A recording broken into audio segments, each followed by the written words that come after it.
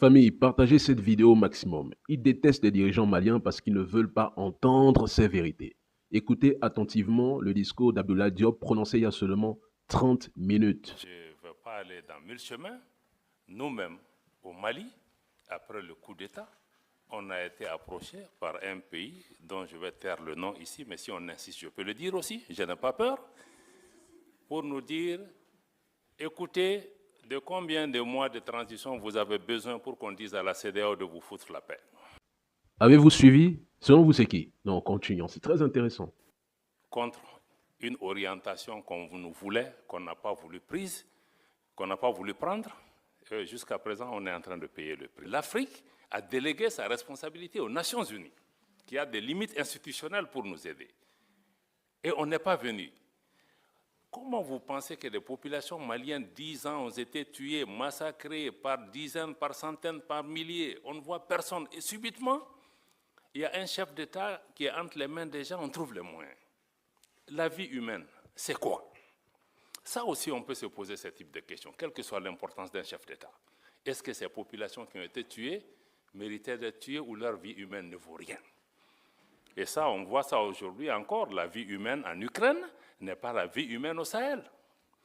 Là encore, je vais mettre en cause nos amis de l'Union européenne, tes anciens amis, où quand on se battait, on a négocié, vous et moi, avec d'autres de vos collègues pendant des années au Sahel. Il y avait la mission européenne de formation, il y avait ECAP, il y avait des militaires européens. On dit, aidez-nous, ils étaient en train de former nos gens, ils investissent des centaines de millions d'euros.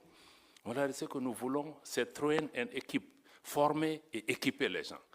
Mais les militaires maliens qui étaient engagés dans les formations européennes devaient amener leurs propres munitions. Et on nous a toujours dit que l'Union européenne ne donne pas d'armes létales. Et ce qu'on donne en Ukraine, ce n'est pas des armes létales? Est-ce que la vie d'un Ukrainien vaut mieux que la vie d'un Sahélien? Deux poids, deux mesures. Subitement, il y a la guerre en Ukraine, subitement, les armes létales sont autorisées. Et les Sahéliens qui sont morts par milliers, qui a ça sur la conscience de ne pas avoir fait ce qui est nécessaire et de venir aujourd'hui accuser le Mali de dire oui, mais vous travaillez avec la Russie, vous ne travaillez pas avec moi, etc. Vous me tournez le dos. Quelqu'un a posé la question, ancien partenaire, nouveau partenaire. Ça, je vais vous répondre, madame. Parce que les gens ont l'habitude d'utiliser ça. Oui, pourquoi laisser un ancien maître pour un nouveau? Mais ça, je crois qu'il faut même sortir de la décolonisation mentale. Parce que la Russie n'a colonisé aucun pays. Il ne faut pas comparer des choses qui ne sont pas comparables. On parle d'anciennes puissances coloniales qui ont des habitudes qui ne sont pas parties. Maintenant, nous cherchons la sécurité pour notre pays. On va là où on trouve, puisque les Européens vous disent que vous ne donnez pas d'armes létales. Le Mali, c'est qu'on a avec la Russie, ce n'est pas des prêts, ce n'est pas des dons, on achète. Ils nous vendent. On est parti avec les Européens, avec les Américains, on dit qu'on achète, ils disent qu'ils ne vendent pas. Mais vous voulez que je lutte contre Al-Qaïda, l'État islamique, avec des bâtons? Et subitement, en Ukraine, vous vous êtes rendu compte qu'il leur faut des armes pour se battre. Donc je pense que quand on fait ce genre de comparaison aussi, il faut qu'on se dise, non, nous on n'est pas dans ça. Avec chaque partenaire, on cherche ceux qui peuvent résoudre pour le moment donné. Si c'est la Russie qui peut m'aider sur le plan militaire, je ferai. Si demain, c'est les Américains qui font mon affaire sur le plan économique, je ferai. Si c'est demain les Turcs qui peuvent... Donc moi je pense qu'il faut que les gens comprennent que nous sommes dans ce schéma. Parce que quand le Mali a voulu choisir, on nous a dit que non, vous ne pouvez pas choisir. On dit aux gens, non, tu viens dans ma maison, mais tu me dis que moi, je vais dormir dans telle chambre, tu chasses ta femme et ton voisin ne viendra pas chez toi. On était dans ce type de situation. Quelqu'un dit oui, la souveraineté, on en a parlé pendant des années.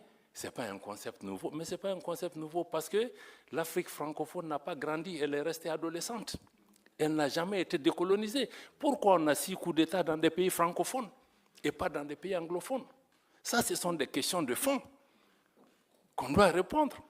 C'est pourquoi nos pays en sont. C'est une honte pour nous que 60 ans après les indépendances, on parle même de souveraineté.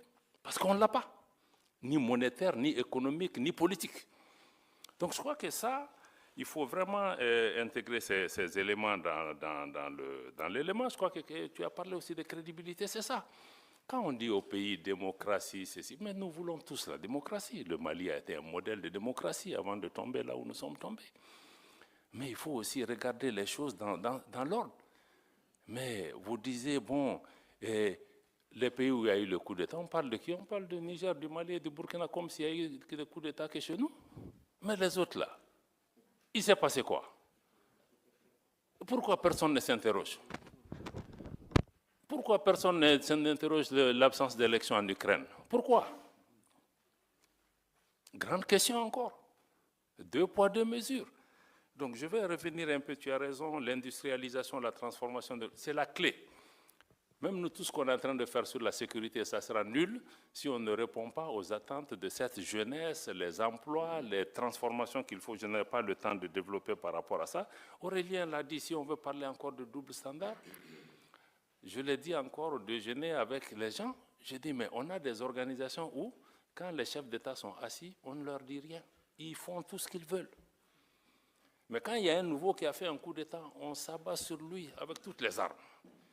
Mais ceux qui sont là souvent aussi, qui créent des conditions pour qu'il y ait même des coups d'État et des troubles chez eux, mais il faut que les chefs d'État qui sont en face de leur père aient le courage souvent de leur parler, parce qu'on ferme les yeux jusqu'à ce qu'un militaire vienne tomber dans la sauce, et puis on se réveille subitement. Donc c'est ça le problème. Donc il y a des coups d'État aussi institutionnels, il l'a dit, il ne faut pas avoir peur du mot. Donc d'autres font avec les armes, mais d'autres sont très rodés dans d'autres types de façons de faire. Les deux conduisent souvent au même type de problème, donc il faut qu'on ait...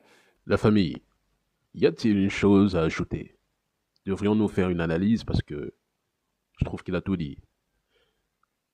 La vérité, très souvent, ça blesse, mais à un moment donné, il faut l'accepter.